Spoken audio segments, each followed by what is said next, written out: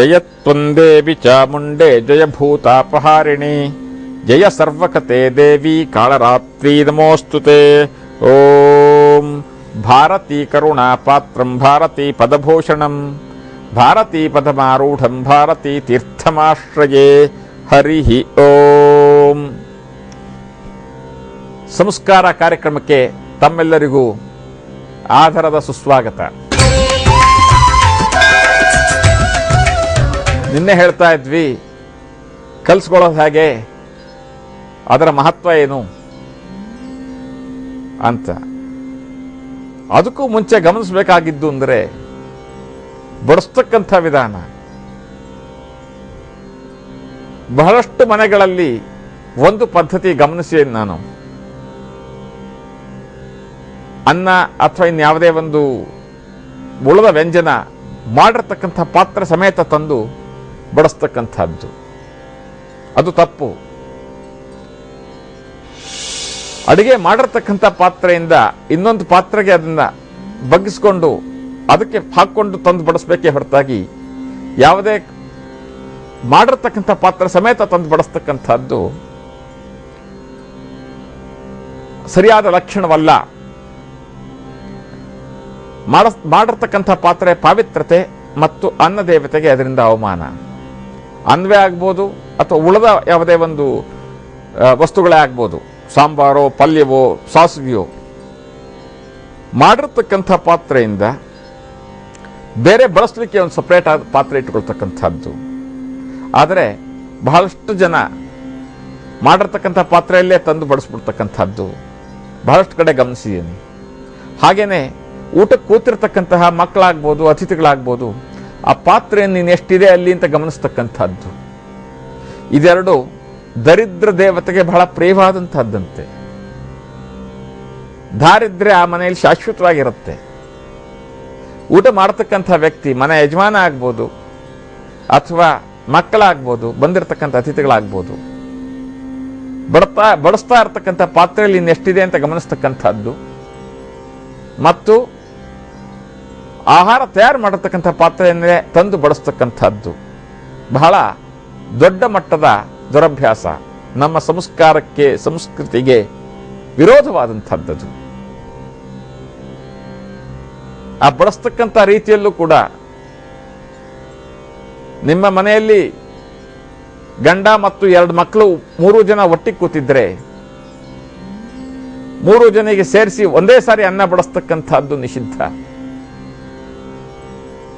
ಮೊದಲು 2 ಬಡಿಸಿ ಅನಂತರ ಇನ್ನೊಂದು ಸಾರಿ ಹೋಗಿ ತಂದುಬಿಟ್ಟು 3ನೇವರೆಗೆ ಬಡಿಸಿ.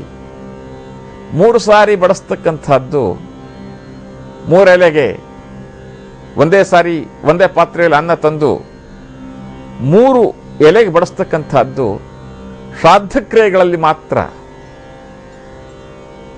ಆ ಪ್ರೇತ ಭೋಜನದ ಸಾಲಿಗೆ ಸೇರುತ್ತೆ ಆ ಥರ ಬಡಿಸೋದ್ರಿಂದ.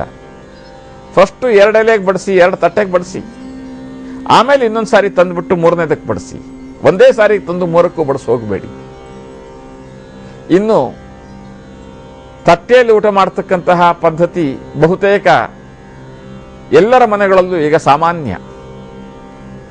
ಸಾಧಾರಣವಾಗಿ 95-96% ಮನೆಗಳಲ್ಲಿ ಊಟ ಮಾಡೋದಕ್ಕೆ ತಟ್ಟೆಯನ್ನು ಉಪಯೋಗಿಸ್ತಾರೆ. ಬಹಳ ಗ್ರಾಮೀಣ ಪ್ರದೇಶಗಳಲ್ಲಿ ಹೇರಳವಾಗಿ ಪ್ರಕೃತಿ ಸಂಪತ್ತು ಇದ್ದಂತಹ ಗ್ರಾಮೀಣ ಪ್ರದೇಶದಲ್ಲಿ ಬಾಳೆ ಎಲೆಯೋ ಅಥವಾ ಇನ್ಯಾವುದೇ ಥರದ ಒಂದು ಪ್ರಕೃತಿ ಸಹಜವಾದಂತಹ ವಸ್ತುವಿನ ಭೋಜನ ಪಾತ್ರೆಯಾಗಿ ಉಪಯೋಗಿಸ್ತಕ್ಕಂಥದ್ದು. ಹಾಗಂದ ಮಾತ್ರಕ್ಕೆ ತಟ್ಟೆಯಲ್ಲಿ ಊಟ ಮಾಡಬಾರದು ಅಂತಕ್ಕಂಥ ಶಾಸ್ತ್ರವೇನೂ ಇಲ್ಲ. ಭೋಜನ ಪಾತ್ರೆ ಉಪಯೋಗ ಇವತ್ತಿಂದಲ್ಲ. ರಾಮಾಯಣ ಮಹಾಭಾರತದ ಕಾಲದಲ್ಲೂ ಕೂಡ ಊಟಕ್ಕೆ ತಟ್ಟೆಯನ್ನು ಉಪಯೋಗಿಸ್ತಾ ಇದ್ರು ಅಂತಕ್ಕಂಥದ್ದಕ್ಕೆ ಬೇಕಾದಷ್ಟು ನಿರ್ದಿಷ್ಟಗಳಿದ್ದಾವೆ. ಆದರೆ ಇಲ್ಲಿ ಮುಖ್ಯವಾಗಿ ಗಮನಿಸಬೇಕಾಗಿದ್ದು, ನಿಮ್ಮ ಮನೆಯ ಅತಿಥಿಗಳಿಗೂ ಮತ್ತು ಮನೆ ಮಂದಿಗೂ ಕೊಡ್ತಕ್ಕಂತಹ ತಟ್ಟೆ ಬೇರೆ ಬೇರೆಯಾಗೇ ಇರಬೇಕು. 6-8 ತಟ್ಟೆಗಳನ್ನು ಊಟಕ್ಕೆ ಅಂತ ಉಪಯೋಗಿಸ್ತಾ ಇದ್ದೀರಾ. ಒಂದೊಂದು ದಿವಸ ಒಬ್ಬೊಬ್ಬರಿಗೆ ಒಂದೊಂದು ಹಾಕ್ಬಿಡ್ತೀನಿ. ಅತಿಥಿಗಳು ಬಂದರೂ ಅವರಿಗೂ ಅದೇ ತಟ್ಟೆ, ಮನೆಯವರಿಗೂ ಅದೇ ತಟ್ಟೆ, ನಿಷಿದ್ಧ. ಮನೆ ಮಂದಿಗೆ, ಅದರಲ್ಲೂ ಕೂಡ ಮಕ್ಕಳುಗಳಿಗೆ ಅವರವರಿಗೆ ಅವರವರದ್ದೇ ಆದಂತಹ ಒಂದು ತಟ್ಟೆ ಅಂತ ಗುರುತು ಮಾಡಿ ತೊಳೆದು ಒಂದೇ ಕಡೆ ಇಟ್ಟಿದ್ರೂ ಕೂಡ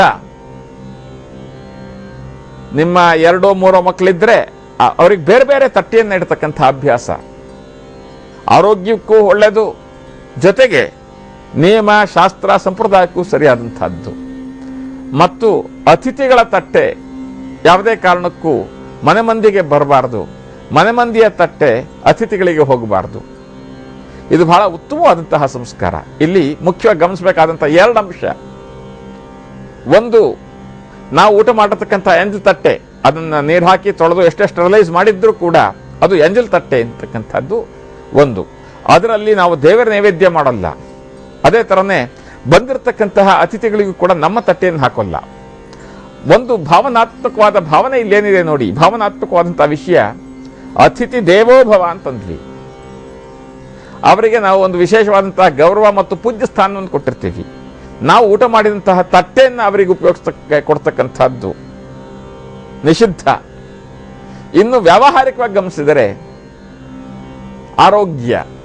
ಆರೋಗ್ಯದ ದೃಷ್ಟಿ, ಎರಡೂ ದೃಷ್ಟಿ.